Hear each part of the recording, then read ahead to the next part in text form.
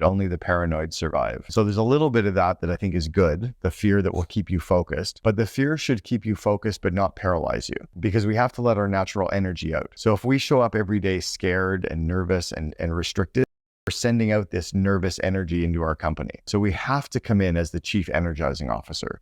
We have to come in with that, I don't know, but we'll figure it out, and then be worried behind the scenes. So a place to be worried is with your mentor, with a coach, with your mastermind community, with your spouse. But when you're entering into the business, you have to open up and be kind of that free energy. In this edition, we revisit an engaging conversation between yours truly, Cameron Herold, and Dev Gadvi from the Passionpreneur podcast. Together, we delve into the intricate world of entrepreneurial success and the crucial art of scaling businesses. We unveil invaluable insights into the pivotal role of attracting and nurturing top-tier talent. Drawing from my experiences in catapulting companies like 1-800-GOT-JUNK, from humble beginnings to remarkable revenues, I emphasize the significance of crafting job postings that not only allure ideal candidates, but also repel those who don't resonate with the company's vision. We dissect the challenges and strategies involved in scaling a business, touching upon practical advice for managing growth across different organizational stages. I spotlight the critical transition phase from 30 to 100 employees and stress the imperative need for cultivating managerial skills, emphasizing training in areas like situational leadership and time management as vital pillars for sustainable growth. But it doesn't stop there. Dev and I delve into the personal facets of entrepreneurship. I share my transformative journey from the relentless pursuit of success to leading a fulfilling life centered around travel and focusing on what truly matters. I unveil a shift in mindset, transitioning from a pursuit of monetary gains to a time-centric approach that cherishes life experiences over material wealth. Tune in to uncover the nuances of entrepreneurial triumph, scaling businesses, and the profound evolution of personal fulfillment in the entrepreneurial sphere. Cameron, you've been an entrepreneur at a very early age. And the people who are watching this video, most of them, either they're looking to start a business or they have already started a business. What advice would you give to people who are looking to start a business and want to grow to 7 or 8 or 10 figures that you've done successfully? I guess a couple things come to mind. One is that follow the path of least resistance. If it's hard, if there's a lot of friction, there's probably an easier path. So try to follow the cheat sheet. I almost think of the fly trying to get out the window. It keeps banging its head on the window, trying hard. It ends up dead on the windowsill. But if it would turn and go out the door that's open right here, it's done. So try to find those open doors and those paths. Secondly is remember that there's millions of companies out there that have probably done what you're trying to do. They've probably built a funnel, they've probably done a landing page, they've probably hired someone, interviewed someone, grown someone, fired someone, whatever you're going to be doing. There's hundreds and thousands of companies that have probably done it. Go online, try to find out how they did it and do what they did. Just use the cheat sheets that already exist, because we no longer have to be the smartest person in the room. You no longer have to know how to do stuff. You have to find the people that have done it or find out the shortcuts and the way to do it. I'd start with those. I want to go back to your entrepreneurship journey. As you know, you're scaling the business. It's incredible that you took a company from 2 million to 100 plus million in 6 years. But for people, let's say, who would not even hit the 2 million, what is the hardest part as they are starting, and how do you overcome those hardest things? So there's a few hard parts. One is that everyone around you is going to say, don't do it, or they're going to say it's going to be too hard for you to do it, or don't quit your job, or it's too risky, or, there's going to be 1,000 of reasons why it's going to be harder or don't do it. So you have to somehow believe in yourself and know that you can. Most entrepreneurs aren't that smart, right? We've just taken that risk. We've taken that step. So that would be one. I think a second one would be to find something that you really like, right? To find a business area that you like, or a product that you like, or something that really ignites you, that you're really excited about, because then it's easy. I made a mistake for about 4 years. I was involved as a partner in a business, and it was in auto body. It was collision repair, fixing cars. I don't like cars. I don't like getting dirty. I didn't like being around mechanic shops. It was just, nothing felt fun for me in that 4 years. And it was a very draining, even though we built it, it was a very hard experience. Whereas other businesses, I just loved it and I had fun with it. It makes it easy. So do that. Next one is try to only work on the stuff that gives you energy, and very quickly try to delegate and outsource the parts of the business that are hard for you or are not really your unique ability areas. Because again, there's millions of people out there that are freelancers who can do work for you 1 hour a week, 2 hours a month, doesn't matter, right? You don't always have to hire full-time people, but you also don't have to do the work. Is it actually running a business different when you are like less than 6-figure? As a CEO, as a founder, your thought process has to be different. 7-figure has to be different. 50 million. I call it the ones and the threes. Okay. So when you go from 100,000 to 300,000 to 1 million to 3 million to 10 to 30 to 100 to, okay? Or you go from 1 employee to 3 employees, from 3 to 10, 10 to 30. So let me go from let's call it the 1 employee to 3 employees. If it's just you, it's all about focus. It's about saying no to all the busy work. It's about working on the highest impact, highest ROI things that will drive momentum and give you revenue. Always in the early days, focus on revenue. Don't worry about the perfect product or the perfect email or the perfect funnel. Momentum creates momentum. Worry about just get more revenue with good gross margin so that you can then take that money to hire a couple of people part-time to help you get more stuff done. So drive revenue in the first person. When you go to 3 people, get a couple of people that are kind of the jack of all trades, master of none. You don't need experts. You need people that can do lots of stuff, who believe in what you're doing, who can just get shit done quickly, but not perfect stuff. So if you get a couple of those master keys, a couple of those people that can do a lot of good stuff, and then you can start delegating projects, keep the ones that energize you, give them stuff that energizes them, and keep them again focusing on revenue, you'll start to scale it. When you get to 10 people, you can start building out the better product. You can start building out the better supplies. You can start building out the better systems. You can start putting, right? At 10, you start having one person who's now managing some people. So you no longer manage everyone directly. Now the art is to get results. So now you don't have a flat structure. Right. Now you have like a team, a person, and then you're above. Probably not even a team. You probably have one person managing 5 or 6 people, and you're probably managing 2 or 3. Oh, got it. But now you have to manage through a person to get results. So now it's the art of growing a person, letting go a little bit. And then when you go to 30 people, you're building out your team of managers, and 100 people, you're building out a solid leadership team of people that have done it before. But yeah, in the early days, hire people based on passion, hire people based on culture fit, hire people who can really get a bunch of stuff done, and don't worry about perfect. But how do you find these people? Because typically when I'm talking to entrepreneurs, they're like 6-figure, going to be 7-figure. Like the biggest question is, how do I find good people? Where do I find good people? Yeah, so you have to start turning your company, even in the earliest stage, into a magnet. And the easiest way to do that is craft that vivid vision that you talked about. So the vivid vision that everybody can do, and we can share, or you can share an example of my personal vivid vision and my business vivid vision. We'll give them examples. The vivid vision is a 4-page or 5-page description of your company 3 years from now, almost like you're walking around your business and you describe everything you can see. So if a person writes their vivid vision describing their company in 3 years, without worrying about how they're going to do it, and they share that vivid vision with everyone, people will be like, oh, I love what you're building. I want to help you build that. But if you just show them what you have today, it's not that exciting. People are inspired by where you're going and what you're building, not by what you have right now. So, if you're a money-driven person, people will not follow you anymore. It has to be a core beyond purpose. money. It has to be beyond money. You say you call yourself like that passionpreneur, right? Yes. So you have to describe your core purpose. You have to describe your passion. You have to describe your core values. You have to describe your business. So here's an example. Let's talk about your business, right? Your passionpreneur project and what you're doing with the world. What is your business? Give us 2 or 3 things describing your company December 31st, 2025. So 3 years out. I'm going to give you a perspective in terms of money, in terms of impact and all the things, right? We are originally from India. 3 years from now, we want to go global. How many countries? Actually thought of 2 continents to start with, Africa and Middle East. That is the closest, we can easily relate to people, connect with people. Those are the 2 continents that we want to start with in the next 3 years. And are you running in-person events? Are you only online? Yes. A bit of both? We have a dream to run a big event in Dubai with 20,000 people. And will that be in 3 years? That is within 3 years. Okay, so in 3 years, a big event in Dubai, 20,000 people. I'm clearly going to be speaking at that event. Right? It's on document, right? And then what kind of, lastly, talk about your team. What's your company look like? You've got 50 employees right now. Yes. How many employees? Are they remote? Are they in an office? Most of them will be remote. Right now, we have remote team, 50 people. It will still be remote. And we may have office in Dubai. We may have office in India, fixed office. We don't have it until yet. What's your office look like? I can see a space which has the podcast area, passionpreneur studio, That I have thought of, but Okay. not the physical. So we're going to space of spend some office. time later and we're going to dream about what your space looks like. And when you describe that to everybody who's listening, there's going to be people who say, I want to come and work with Dev in Dubai. Or I want to come and work with Dev in Mumbai because I see the space. I can see myself in there.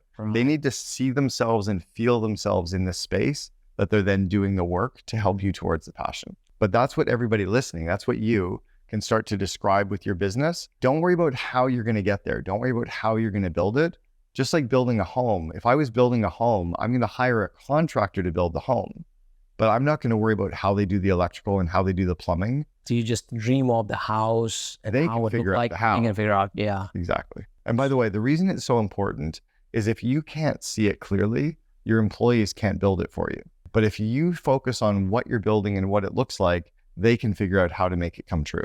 So how do we actually get the people? So one is having the vision, articulating the vision. You're going to now describe the person. So what I like doing is thinking about what are the core functions that I'm hiring for. I put all those functions into a bucket or a few buckets. Now it's like, oh, bucket one is called a head of marketing. Now, what would I be willing to pay that head of marketing? Okay, based on what I'm paying and based on what they're doing, let's call them a marketing manager. Or if I'm paying a little bit more, they're doing more strategic, maybe they're a director of marketing. Or maybe they're doing very strategic marketing. Maybe they're now a VP of marketing or a chief marketing officer. So the bucket of stuff they're doing, when you describe that, and when you think about the compensation, kind of describes the title. When you put that job posting out into the world, if I wrote it, it would be okay. But if I gave my job posting to a copywriter and they polished the job posting and make it pop off the page, and someone reads the job posting and reads my vivid vision, they want to come work with me. You share your vivid vision for the company and you share a very solid, polished job description that a copywriter helps you polish, and then you share it with the world. Well, to me, the copywriter was only for the landing pages, but it just actually expanded my context. And you can actually write a copy because actually no different than acquiring a client. You have to acquire one of the most important assets in the business. They're the people. And write your job posting so that 50% of the people who read it go, I would never want to work there. Good. Then I don't have to waste my time reading your resume, but you want it to magnetize. You want it to pull people in and push some people away. Like Mind Valley. There's a lot of people who, if they see what Mind Valley is all about, there's no way I would want to go. Now there's other people that go, oh my gosh, I want to be there for 3 weeks. But if you water it down so that it's for everybody, then it doesn't really work. How is it different when you're at 50 people, 100 people? So let's go the ones and threes. So we'll go 10 to 30, Yes. and 30 to the 100. So from 10 people, you have kind of one manager managing a few people. When you have 30, you now have your first management team, probably 4 or 5 people managing everybody else. And you're now managing the 4 or 5. Most of the managers have never really built a company before. Most of the managers don't really have the strong leadership skills to scale a business. So your job is about growing them, growing their skills and growing their confidence. So pretend that those 4 managers are each climbing up 2 ladders. Okay, they have a 40-foot ladder right beside each other. And their left foot and their left hand is climbing up the skills ladder. And their right hand and right foot are climbing up the confidence ladder. They have to gain confidence, gain skills, gain confidence, gain skills, gain confidence, gain skills. Your job is to grow both. So an example of the skills that the managers need, they need to be good at situational leadership. They need to be good at coaching. They need to be trained in delegation, time management, conflict management, project management. They need to be good at managing emails and Slack messaging. They need to be good at coaching and running one-on-one meetings and interviewing. But if we don't train those managers on those skills, the business starts to shake and falter. If we grow their skills and then cheer them on and praise them and cheer them on and praise them, they're more excited to take on more work. They're climbing up the ladders. That's how you go from 30 people to the 100, is by growing people's skills. So I launched a course called Invest in Your Leaders. And the whole reason for that is, so it's not even just for you. It's now you get your 4 or 5 core managers to go through it. So their skills, that's what happens at the 30 to the 100 mark. And then when you get to the 100 mark, you're now having to hire people from the outside. Now it's all about managing politics and managing silos and managing people. So what you're saying is until 100, you can still have the people growing within the company. Yes. And they can come at the mid-level or manager level and they can still climb the ladder. And you keep growing only if you grow their skills though. Yes. So when you take a company from 2 million to 4 million, Yes. and then from 4 to 8, it's really hard for a manager to keep running the business at 16. If let's say that they're the manager of marketing as a $2 million business, when it goes to 4, they can probably still be the marketing manager. When it goes to 8, they can be a marketing manager, but that's 400 times bigger. When it gets to 16, most of them can't do it anymore. It's too big, right? They're running a different kind of a company at that point. Their budgets are bigger, the people issues are bigger, there's more employees, the meeting rhythms are different. So you tend to have their skills not really grown. You tend to start having to hire the experts from the outside. They probably move to another company and grow, or they get mentored by a new leader and that person helps grow their skills. But yeah, you start hiring that expert from the outside. Yeah, I'm actually in a very interesting stage. So I'm somewhere You're kind of in there. I'm somewhere there. So right now we've made some changes and we've got people from manager to becoming, they hire authorities very soon. Well, here's an interesting question. So think about your manager. How many managers do you have? How many people that work for you manage people? I would say 5, if I'm not mistaken. Okay. So of those 5 people, how many of them have been really trained well on how to do job interviews? And how many of them interview people? All of them. How many of them have been trained on how to run good meetings? We're starting to get there because of your course now. But this is scary, right? Yeah. And how many of them run meetings? All of them. How many of them trained on coaching? None. And how many of them coach? So what's hard in this stage is all of our managers have to do stuff and we've never trained them in it. So here's a funny example, and listen to this. Would you ever send your child out to play cricket for the first time without teaching them how to hold the bat and throw the ball and catch the ball? No, you teach them the basics because it would be horrible to go and play cricket without understanding the basics. Why do we allow our managers to run a business every day without giving them the basic training? So what happens is they come home and they go, Daddy, cricket sucks. No, you suck at cricket. But if you give them so business isn't hard, we make it hard on ourselves. What happens in most companies is, so you probably train your people on social media and YouTube marketing and landing pages. That's the what we do, right? In the famous Simon Sinek world of the why, how, what, we're training them in the what. We don't train them on the how. The how is coaching, situational leadership, time management, right? It's the soft skills of management. That's what gets you from 30 people to the 100. And is that the reason why people get stuck, up to a certain, like a glass ceiling and they don't go forward? Yeah. Is that the core? It is. And the other thing that you'll hear people say is, oh, I have 20 years experience. No, you have 5 years experience 4 times in a row. Repeated. You're still doing the same thing you've always done. So my dad ran his own company forever, sold it to my brother 20 years ago.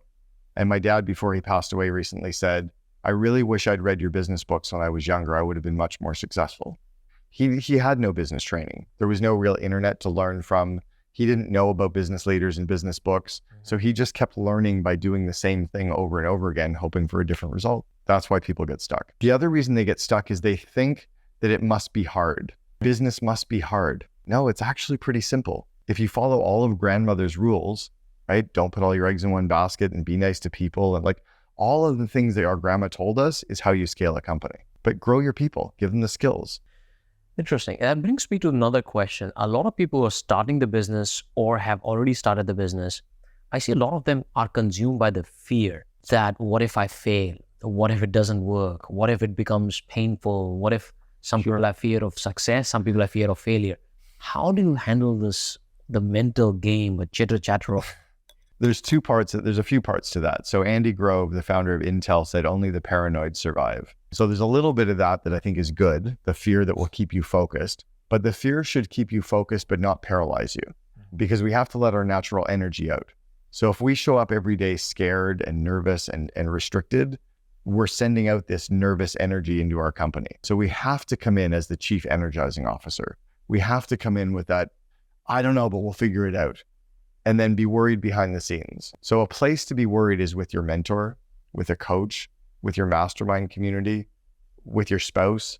But when you're entering into the business, you have to open up and be kind of that free energy. Bold, yeah, abundant thinking. Yeah. And I think somewhere I heard that most of the entrepreneurs, if you're optimistic, people will rally around you. Right. Because they like that energy. Yeah. Right. It's all quantum mechanics. It's all quantum physics, that like energy attracts like energy.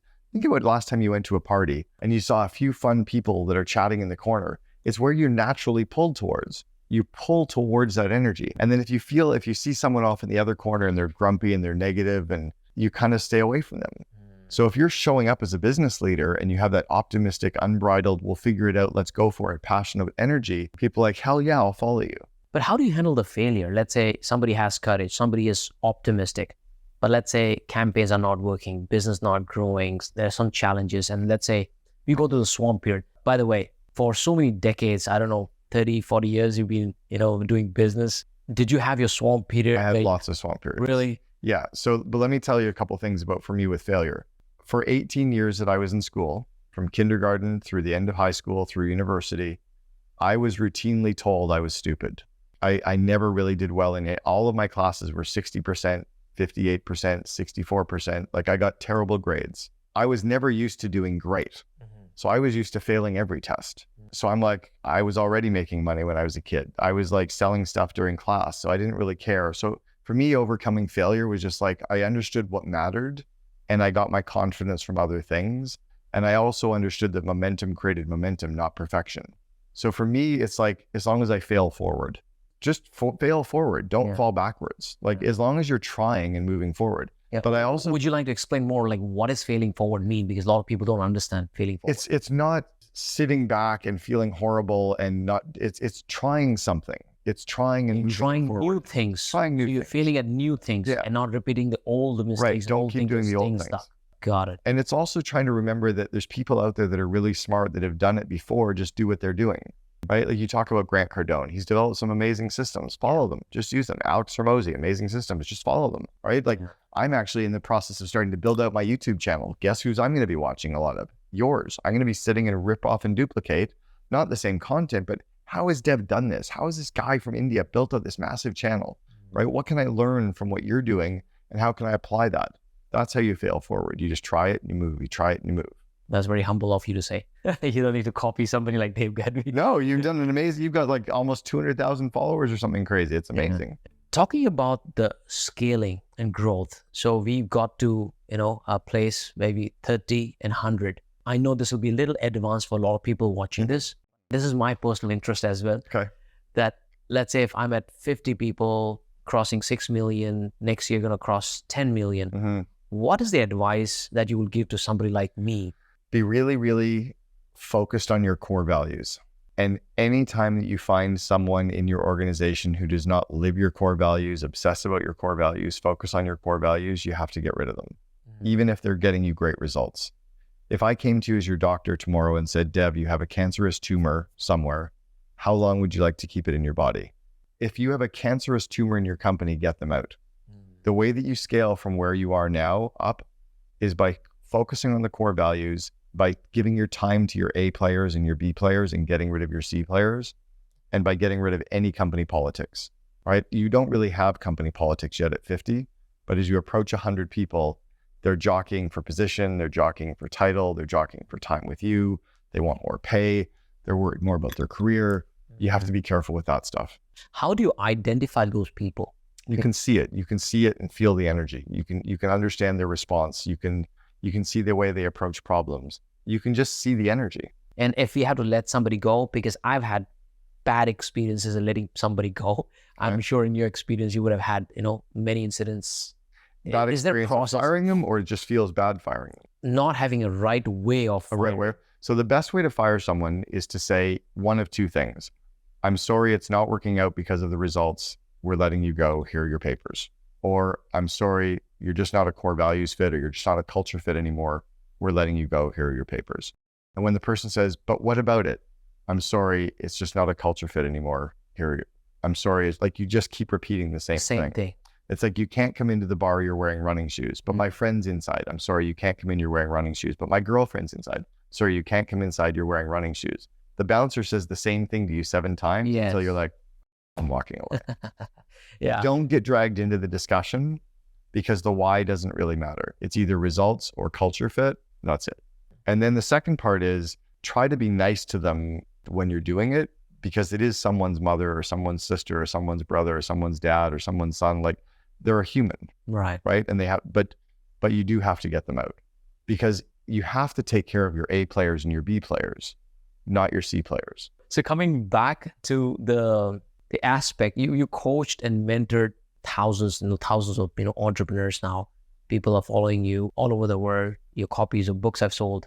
What is your personal drive when you talk about the passion? What is your personal drive as an individual who would say, man, I'm living the life of my dream. Are you living life of your dream? Yeah, we've sold everything. I sold my home in Canada, sold my home in the US, sold our cars, we just travel. We live full time on the road. So it's amazing. My wife and I just get to go and explore.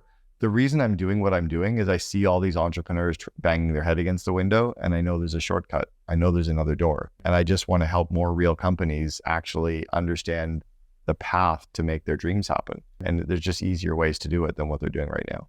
So that's why I don't help government. I don't help nonprofits. I don't help, there's all kinds of other people I could be helping. That's not my zone, right? And I love the people that are doing that work too. My zone are entrepreneurial organizations. So I think we all have our own definition of dream life. This is your definition of dream life. Yeah.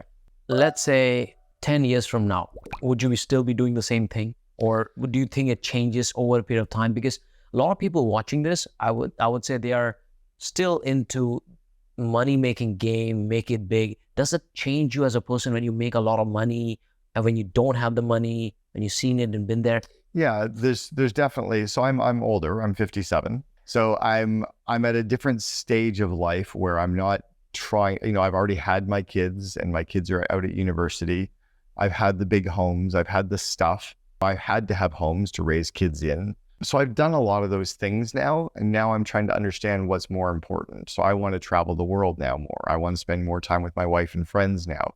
I say no to lots of things that don't give me energy, and I say yes to things like this that do give me energy. So I'm not driving towards a goal. So the only reason we start companies is one of three reasons: to give us money, to give us free time, or to put a flag in the ground and say we did it. I've done it.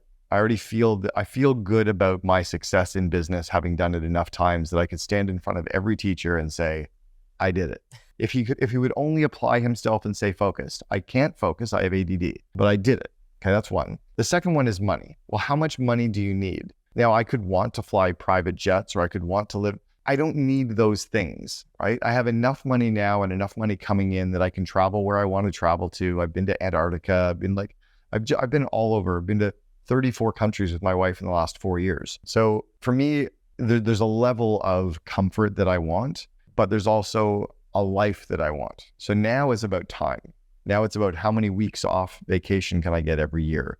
How few hours in the week can I work? Like never working Saturday, never working Sunday, never working past 5:30 at night. It's all about giving myself time to spend with my kids, time to spend with my friends, time to do activities like this that feel great and are fun. That's really why I'm doing what I'm doing now. In the beginning, I had to drive hard towards money and pull money aside and save money.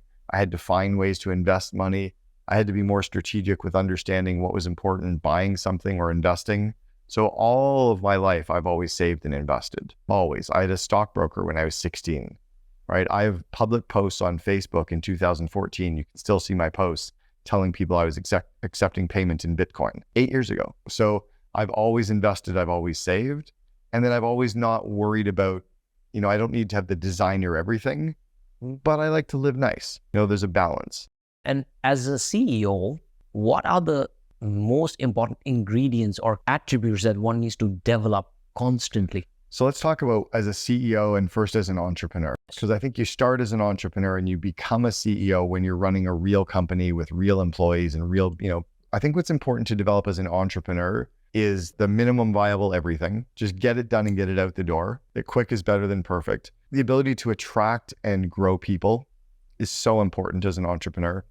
It's all about how can I attract people and grow them, part-time, full-time. And then the ability to sell a vision. If you can really sell your vision on where you're going, you'll attract people, you'll attract investors, you'll attract customers, you'll attract media attention. That'll help you scale. So that's the early stage entrepreneur. And then probably the ability to grow yourself, just always grow, getting stronger in all the areas of business. As a CEO, it's about developing communication skills. It's about developing strategy skills. It's about building out your connection and your network to other strategic partners that can help you figure out the who's. Because it's no longer how do I do stuff, it's a who can help me do stuff. It's a who problem, not a how problem. So I think it's about communication, strategy, and probably then again, developing kind of why are we doing what we're doing? Because at the end of the day, none of this matters, right? We're all going to die.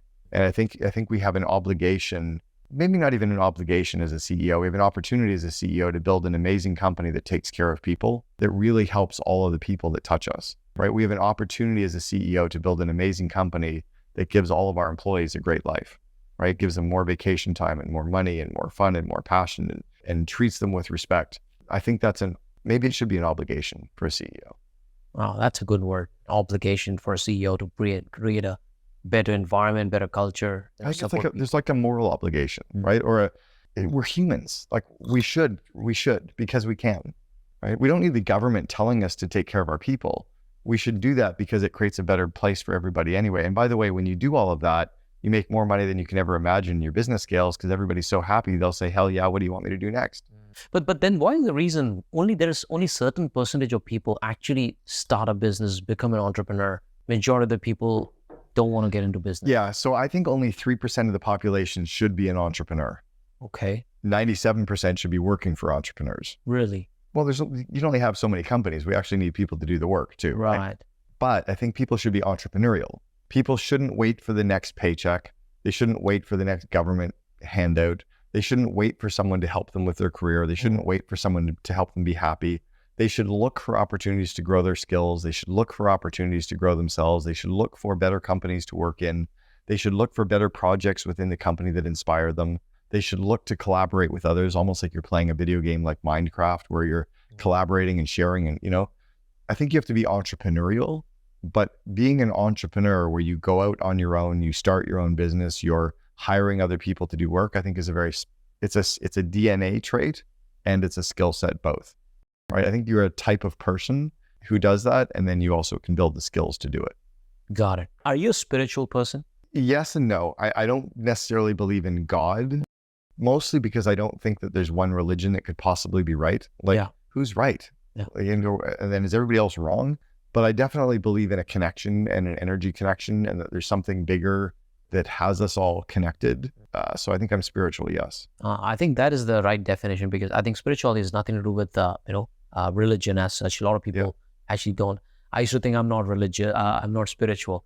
But slowly I started realizing, well, spirituality doesn't mean that you have to be, religious person or God-loving person, right, praying and going to temples or mosque and all. I mean, the book that I'm reading right now is called The Celestine Prophecy. And it's a huge book on spirituality that was written about 35 years ago. And I'm rereading it again. I was rereading it again this morning. So yes, I guess and I was just in Bhutan praying and meditating with monks.